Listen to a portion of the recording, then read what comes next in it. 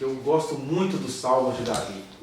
Que sejam os salmos escritos por Davi ou atribuídos a Davi, eles são salmos muito mais autênticos do que os outros. Você tem os outros salmos aí de Asaf, tudo que vai mostrando muito assim a frustração de Israel depois do cativeiro.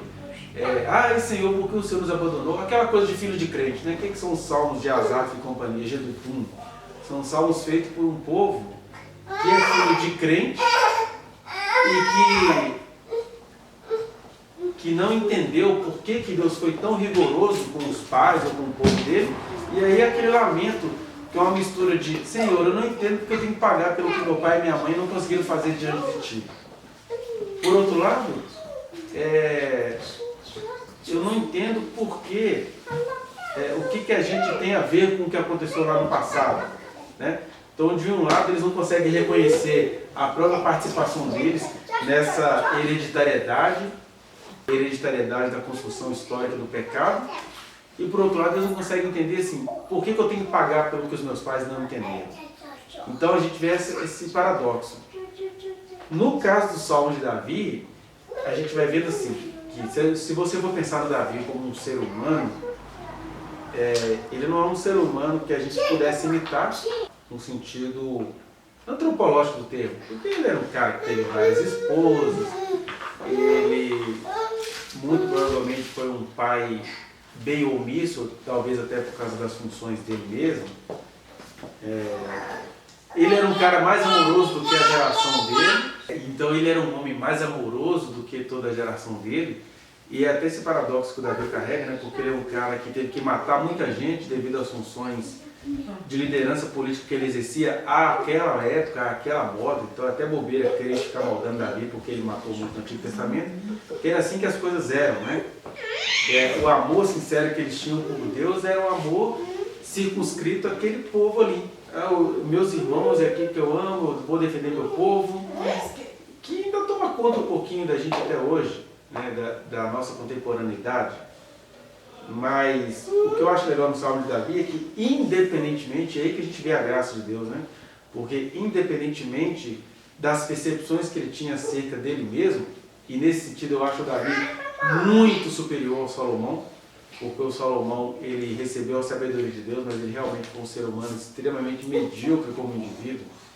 Primeiro que ele não tinha essa devoção a Deus que o pai dele tinha.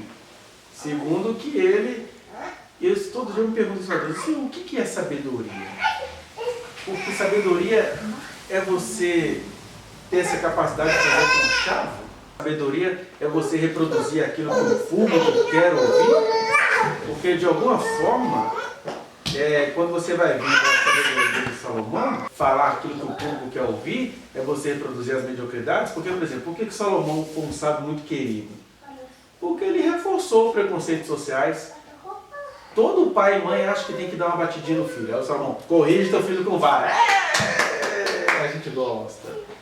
Sabedoria é você falar mal da mulher, porque o Salomão é um cara que produziu muitos provérbios contra a mulher. E a sociedade adora isso, né?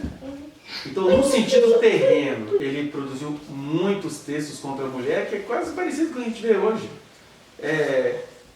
Graças a Deus que Deus me deu um emprego, que eu não tenha de ficar dentro de uma indústria ou dentro de uma sala de projetos, porque os poucos anos que eu trabalhei assim na minha vida, uma engenharia, por exemplo, como projetista civil, desenhista, é uma coisa muito cansativa.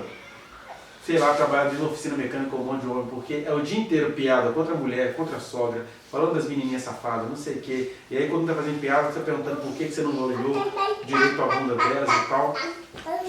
Então é uma coisa que o Salomão fez, e ele foi muito querido, né? Ele foi muito querido nesse sentido.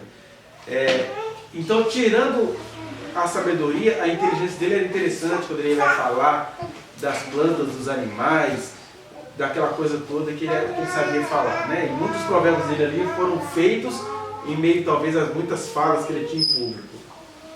E aí eu pergunto a Deus, mas é isso que é sabedoria? Ou sabedoria é a gente se entregar a Deus igual a Jesus, né? Você pega a sabedoria de Salomão e a sabedoria de Jesus. A sabedoria de Salomão era falar essas coisas que o povo gostava de ouvir. E aí ele ficou muito querido pelo público. A sabedoria de Jesus, ele falava coisas que ninguém entendia. Porque aquelas parábolas que Jesus contava, elas eram até agradáveis de ouvir, mas elas não, as pessoas não entendiam o que ele estava falando. Né? E aí ele ficava assim, de um lado a metade não entendia o que ele estava falando, de outro lado a metade pensava assim, esse cara está falando, o que ele quer dizer contra a gente? Ele tinha que enfrentar as suspeitas das autoridades judaicas, né? Aí o texto até diz, então entenderam que contra eles proferia esta parábola e o planejavam para o matar. Então, e aí a grande pergunta é isso que é sabedoria? E se sabedoria for popular, a gente está lascado, né? Porque a nossa fidelidade a Deus, eu acho interessante que a sabedoria de Jesus nos convida a isso, né? Olha, vocês vão confiar em Deus, vão confiar naquele que cuida até dos pardais, porque vocês não vão ser feridos pelos homens. Né?